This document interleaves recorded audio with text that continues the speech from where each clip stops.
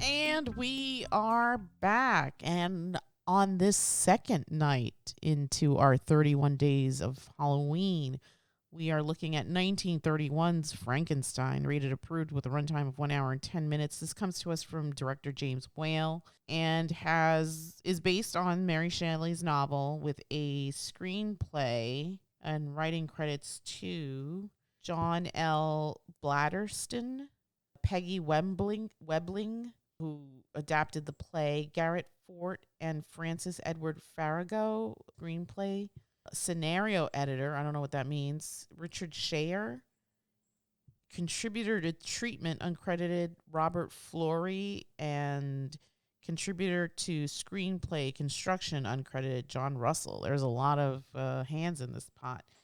This stars, interestingly enough, the studio wanted Bela Lugosi, who had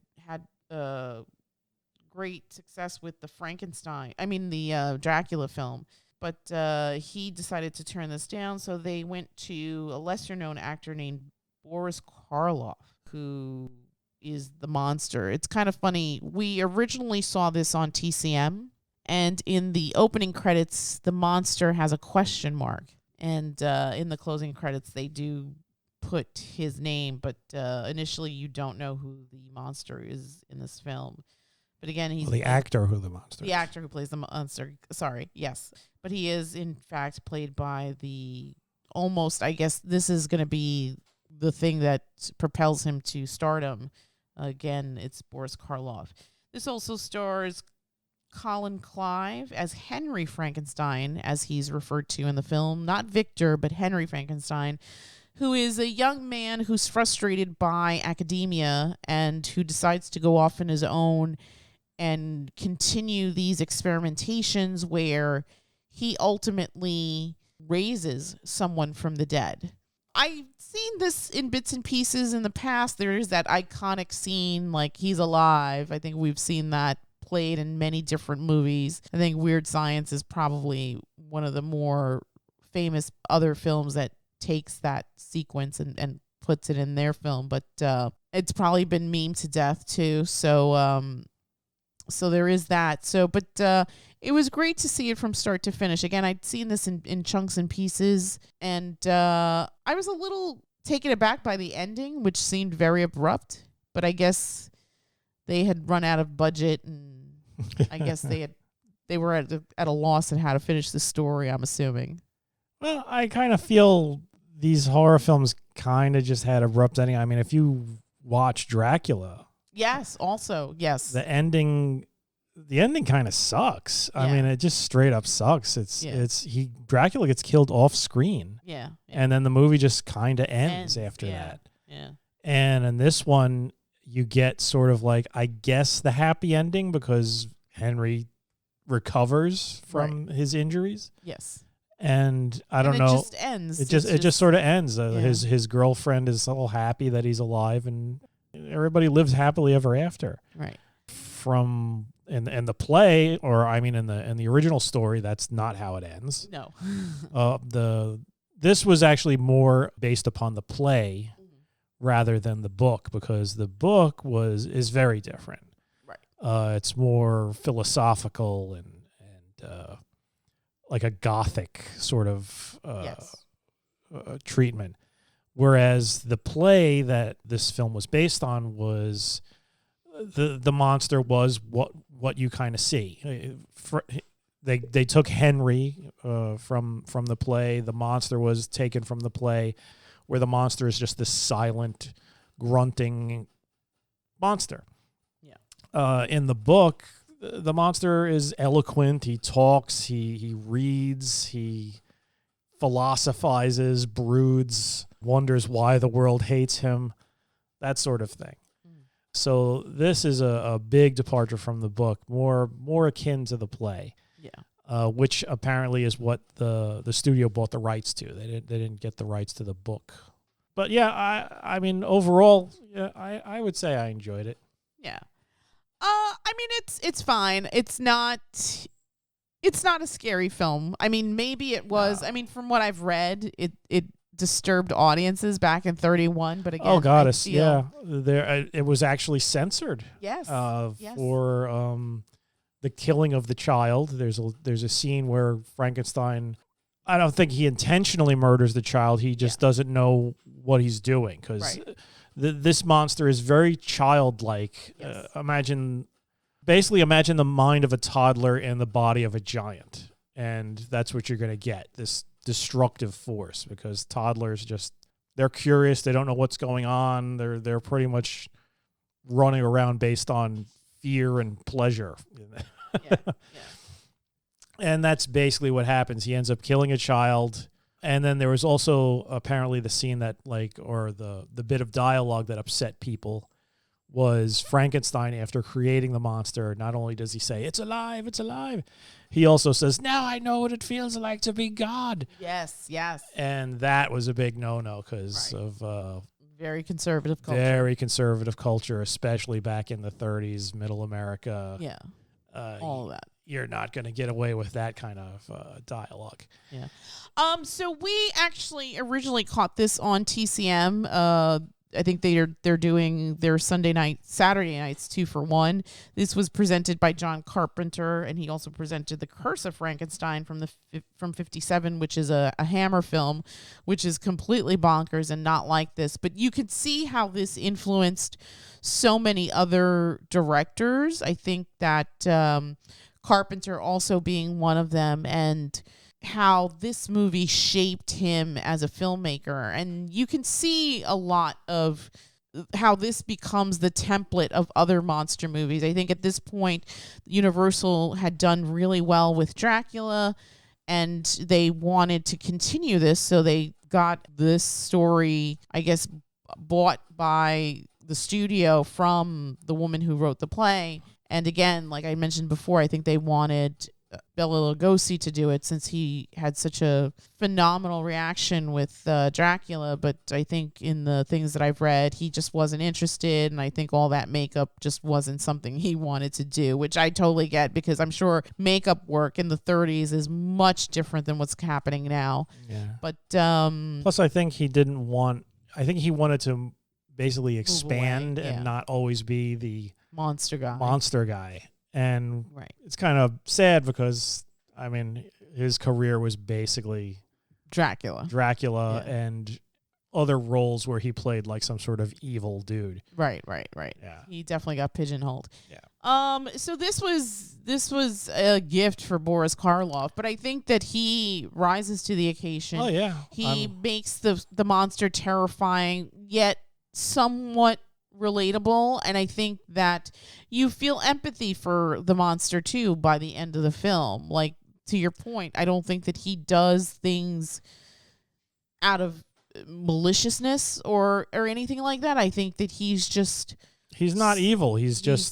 I mean, it sounds like a cliche thing. Oh, he's misunderstood, but he kind of is. He's tormented by Fritz, that little piece of crap. Yeah, I wasn't sad at Fritz's demise. To be honest. Fritz is basically the original Igor. Yes. Eventually, any sort of Frankenstein adaptation always has the Igor, but originally he was called Fritz, and he was a son of a bitch. Yes, he sure was. Who just loved shoving fire at the monster and scaring it and tormenting it. And he gets his. So good riddance to Fritz. As he should. He was kind of a dick in that. But to your point, the monster isn't technically evil. He's just like I said, as a cliche as it sounds, he's misunderstood. And because of that, the townspeople just go nuts. They bust out the pitchforks, especially after the death of the child. Right. Which, as we mentioned, wasn't a malicious killing. He was playing with the kid and threw her in a river. Right. And back then, little kids playing by the river they apparently didn't know how to swim. I also want to circle back again to how this is sort of like the precursor and a template for things to come. I think that this movie is probably one of the first movies to introduce certain horror tropes, like the mad scientist, the misunderstood monster, gothic laboratory aesthetics, and the idea of playing God, right? You see Oh, that yeah. a lot in Absolutely. subsequent films and stuff. So I And think paying that the price for it, too. Yes. Although he kind of Henry gets off pretty easily, I feel like. Yeah, that's that Hollywood ending that they Yeah. sort of tack on there. I mean, Yeah. it would have been better if Henry suffered, or a bit, honestly, it would have been better if Henry died along with the monster. Yes, that would have been But, just desserts, but no, yeah. that's not what happens. Yeah, that would have been probably a much better ending. But we get, he's better now. Right. And he'll go on and have a happy life. Meanwhile, the monster's been destroyed. Burnt up in a windmill. Yeah. Although you never see it. You never see it. Which left the door open for a sequel, The Sure. Bride of Frankenstein, which apparently people say is actually better than this one. Right. Which we should probably get on the docket as well, since we're doing this. Also, James Whale is a British director with a theatrical background, so it was kind of interesting for him to direct this because he's coming off of different storytelling, and so he has a very interesting style. Yeah, a very German expressionism, a lot of crooked angles. I mean, one thing I will say about this over Dracula, which was like the first of these Universal horror films, Monsterverse this movies, definitely looked a lot better. Yes, it looked a lot better. It was just filmed a lot better. I always heard that the funny thing about Dracula was if you watch Dracula, at the same time that they made Dracula, they also made Spanish Dracula, which was, really? And if you watch the Spanish one, it's filmed much nicer. Interesting. I wonder why that is. I think because the Spanish director was just better than I think Todd Browning did Dracula. That sounds right. But it wasn't, I guess, his best work. But this one, there's definitely a sense of style to it. The way it looks is great. As you mentioned, the whole iconic laboratory, because that's not described anywhere. It's not in the book. It's not in the play. That was something that was made entirely for the film, those machines. And those machines became so iconic that they used those machines in later film adaptations, like in even like Young Frankenstein. Right. Those machines are the ones that they used in the original Frankenstein. And then on top of that, you have Boris Karloff, who that's just iconic. I mean, the face of Frankenstein with the flat head and the bolts in the neck and just that expression on his face. Boris Karloff had such an amazing face. Yes. Those absolutely. those high cheekbones, and they were sunken in the side and the eyes. The way he looked in that, and also the way he looked in The Mummy, another film that he did. Yeah, he had a great face for just this sort of like horror character. And on top of that, his voice was just awesome. But you never hear his, he doesn't speak in this one. All, yeah. But he's the voice of the narration for The Grinch Who Stole Christmas. Yes. So if you didn't know that was Boris Karloff, that's Boris Karloff. Yeah, I love Boris Karloff. He's an iconic actor from that time period. Yeah. I also want to go back to kind of themes and stuff. So here again, this is, since it's 31, it is a template for a lot of the stuff that comes after and is very influential. You have Whale as a storyteller exploring these themes of identity and rejection, father and son in a way, right? Because Henry is the creator, is the creator, and Frankenstein, or the monster, I should say, is his son, his creation. So there's that, and just this idea of ego, where he really puts himself, Henry does, on the same footing as a god because he has created life. Mm-hmm.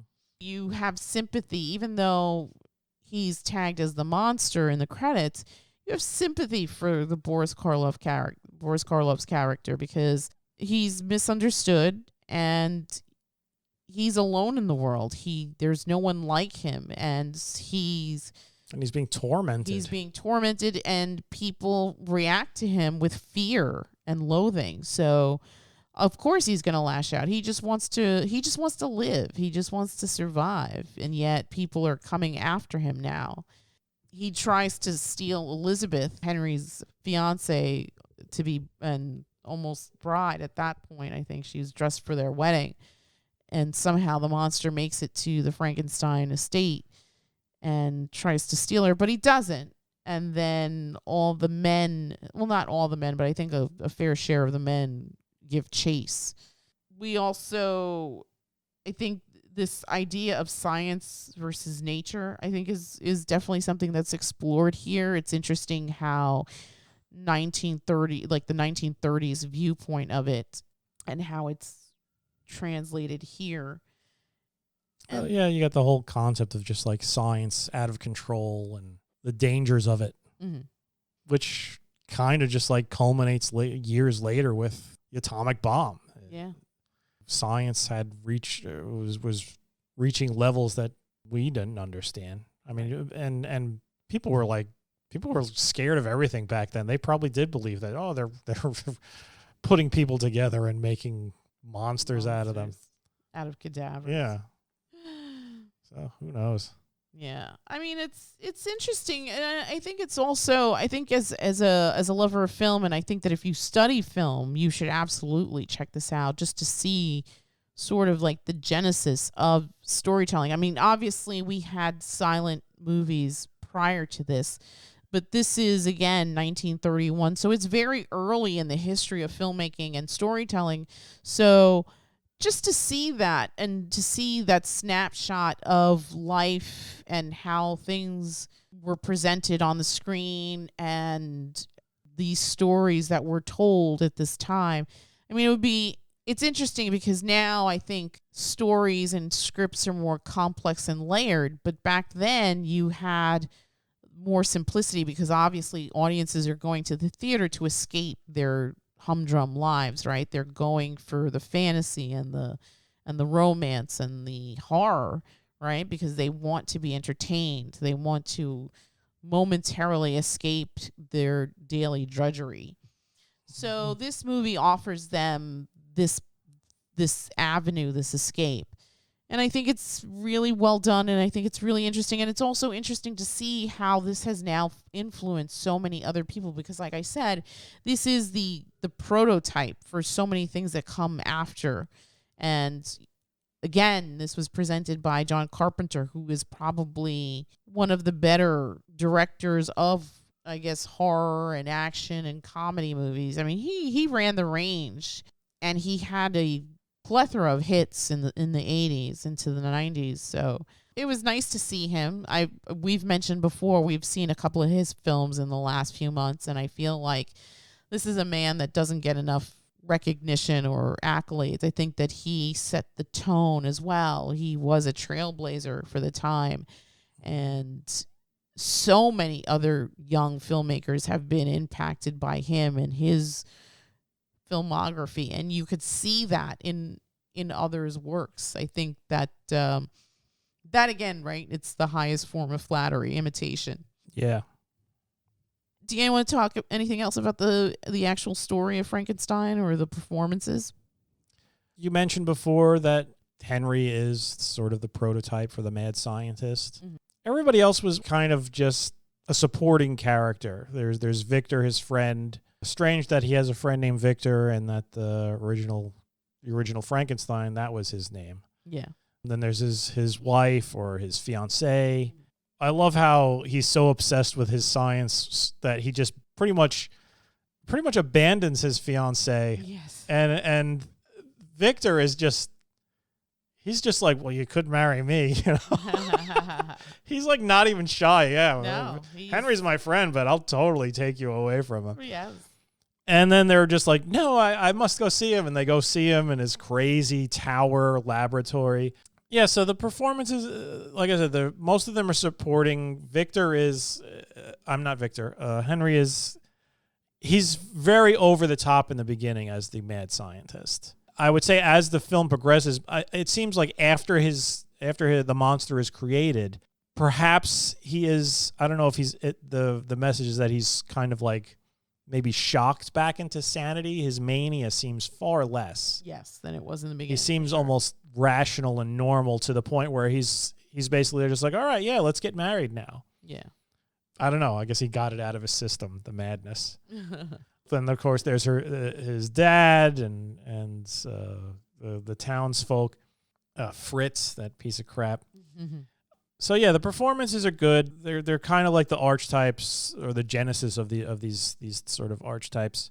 The thing that like I guess impressed me the most is just the way it was filmed. They definitely showed a lot of care as far as like creating mood and a sense of unease. Just like with the way the sets were built, like there were some pretty interesting sets there.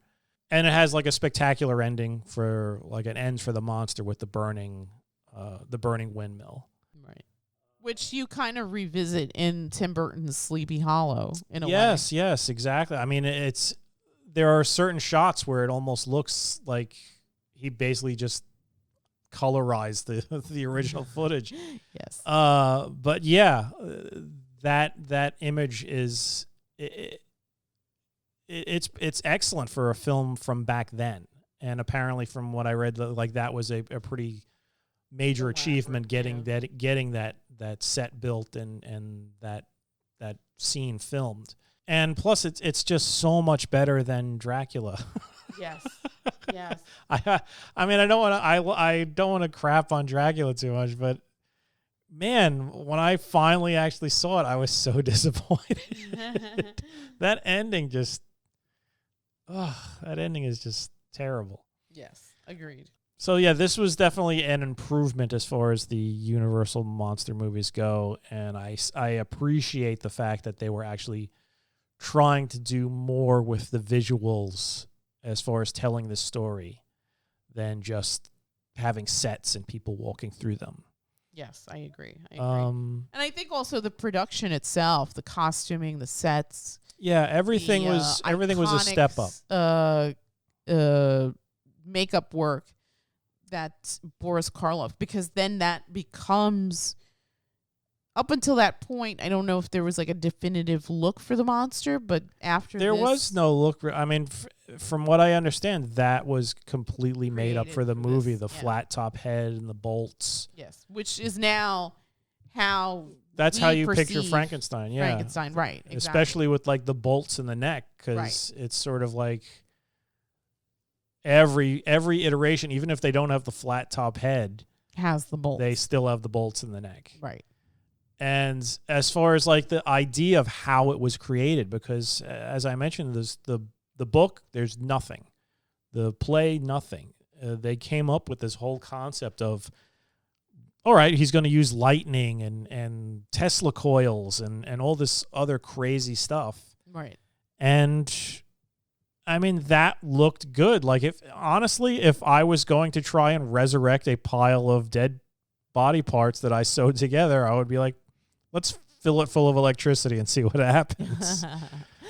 Because look at defibrillators. I mean, that's basically, you're basically firing electricity into somebody. Right. And I don't think they even had that sort of technology back then when this film came out. Right. Right. So there was definitely some thought put into that. It wasn't just, oh yeah, that looks cool. Right. Right. It kind of makes sense. So, yeah, this film, it definitely was like a pioneer as far as like making a horror film that had some thought behind it. Right, right.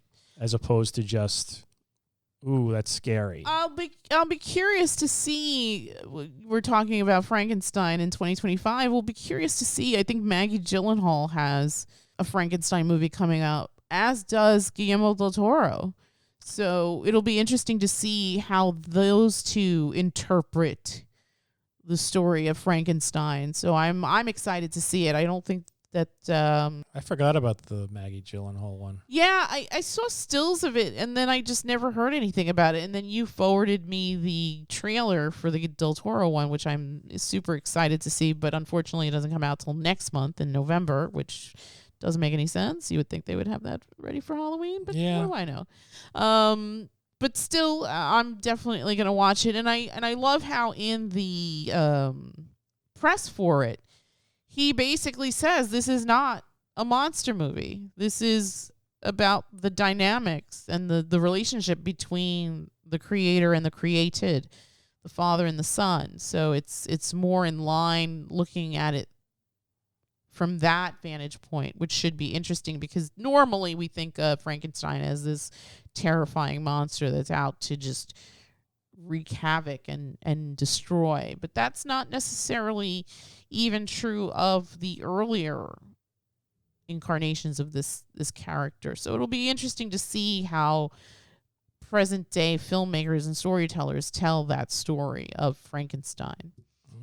If you had to give this a number between 1 and 10, what would you give it? I'd give this a 7. 7.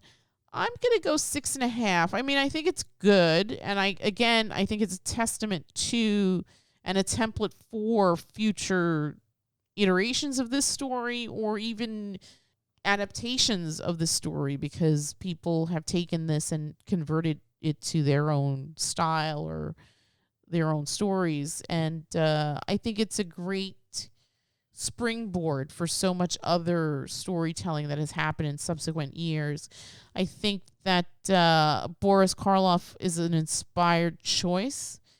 Throughout history, you don't really think kindly of studio people, but I think in this case, them acquiescing to James Whale and allowing him to cast Karloff, who up until that point didn't really have any kind of name recognition, was bold but the right choice. I think that ultimately he creates this character who he goes on to play for decades to follow, and successfully so, because I think to a lot of people, when they think of Frankenstein, they do think of Boris Karloff. I mean, when there's like little kid drawings of Frankenstein, it's the Karloff Frankenstein with the flat head and the bolts. Right. You say 7, I say 6.5. I think, I think if you are a film student, absolutely run, do not walk, and check out 1931's Frankenstein by director James Whale. It is impressive for a film that was shot in 1931. I think Whale's aesthetic, which is very influenced by German cinema, is completely on display here.